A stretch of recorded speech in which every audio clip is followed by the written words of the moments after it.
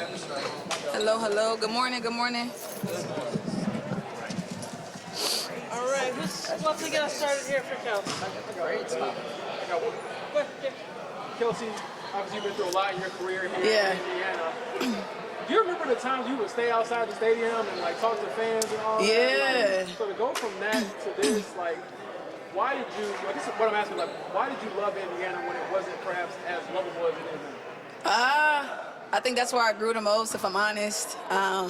It was at a time where, like I said, I mean, it sounds cliche and it sounds boring, like the same song and dance, but this place was empty for a long time when I first started my career here, and I knew what it was like to connect with the fans on a personal level because, you know, we didn't have as much, you know, leeway to, like, really engage. And so me being outside was just me being a family person, me being a person, me being a human, really, because at the time, we didn't have that many fans, and so the fans that did come out and support, it meant a lot to me, and it was just a way of showing appreciation, really, man. I wouldn't trade it in because it kind of made me get to this point in my career, but I wouldn't be anybody without that. What would it mean to win here in Indiana? You've been here for a while. Yeah. You see Tyrese try to do it. Yeah. Others, like, you know, Reggie Miller, Tamika Catchings, like, to be viewed as the person that got to the pinnacle, or at least got to that stage. Yeah. It's really humbling, even to be a part of those conversations. When you think about a Reggie Miller and a Tamika Catchings, it's like, that's rare air, and I know what it takes to be there. I know what lengths I have to go to continue to make those kind of leaps, but I think the state of Indiana has been really, really graceful to me. I was always loyal by default, but I think that it was always for the right reasons, you know. How much time did you spend in the off-season wondering what was next as the off-season dragged on, as all the negotiations went on? First of all, you had to find out what was going to happen with the league. Yeah, and for sure. You. Yeah. So, I mean, how much did you have doubts? Did you have wonders? Or I think we all have. I think as a player, you always have doubts. I think when you love something and you're passionate about it, the last thing you want to see is not happening. I think we were all kind of on the edge of our season arrival as a group because, you know, that's when you lean on each other and, like, made people, like, you know, want to feel like some good things could happen out of it. And I think that for me, it was about staying patient. I think the timing of not knowing what was going on was perfect for me because I didn't know what I wanted to do. And so the time that it did take without the CBA, it was time for me to reset, really figure out what my heart was about things, about my career. And I was grateful for the time, to be honest. Kelsey, from very few fans, and to be honest, very few reporters around you, very beginning, and now at this moment of the WNBA, a lot more attention, a lot more discussions from other sources. How have you dealt with maybe people maybe wanting to know a little bit more about you than you may want to share? I think it's naturally in my personality that I'm a little bit more conservative, a little bit to myself, a little bit more quieter. But since the quote-unquote eyes that we've gotten, I've grown. I've embraced it a little bit, but I've also, like, made sure that I didn't lose my soul in the process. So like I said, I'm a human's human. I want to be able to connect with the people, connect with our fans, and I want to still be me.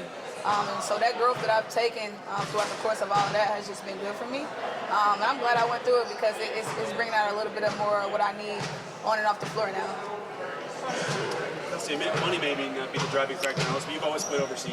Yeah. With contracts being bigger now, do you still think that'll be something you or other players do or consider? It would have to be a drastic, unique situation for me to go back overseas. I'm not even gonna lie to y'all. Where I'm at in my career now, I'd rather, like, you know, play it smart, make sure my body is what it needs to be. And then also, you know, respecting my craft. I feel like sometimes you go overseas, you lose sight of, like, some of the skills that, you know, or some of the perfecting of your skills that you miss out on just because you're trying to go make a couple dollars. Like I said, I got a soul, and so I'd rather, like, make sure that I'm right before I want to keep going overseas and missing out on a lot. But unrivaled is still in play potential. Yeah, for sure. And that was good basketball, and it was in the United States, so I can't really complain.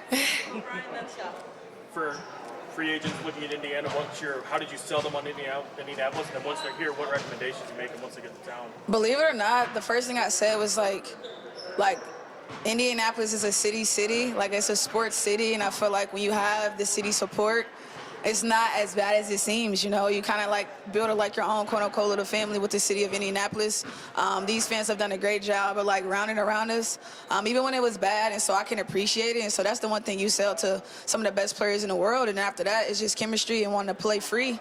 And I think Steph did a good job of, like, showing that throughout the course of the world and me, like, being able to play free last year was just like one of the things that you want to sell to players that's, you know, trying to win. And I think that with CC and AB, I think we done a really great job of building a chemistry that can't be broken. And I think that it's something to really hang your hat on because we trust each other. We constantly building with each other. And I think practice lately has just been, it's been really great for us because you get to see the free agents and the ones that do come in, really see how we gel and hopefully get embraced by it. Kelsey, what went into wearing Hallie ones, and are you a sneaker free agent? Yeah, I am a sneaker free agent. I love Tyrese Halliburton as a person, even more as a player. I'm just kind of like figuring some things out and trying some things out. But I said, why not in the city of Indianapolis with a guy like Tyrese Halliburton and all the things he's done for the Pacers? It was only right to like see where I'm at. And Puma feels really good today. So shout out to Tyrese. Thank you, Kelsey. Thank you, guys. Thank you.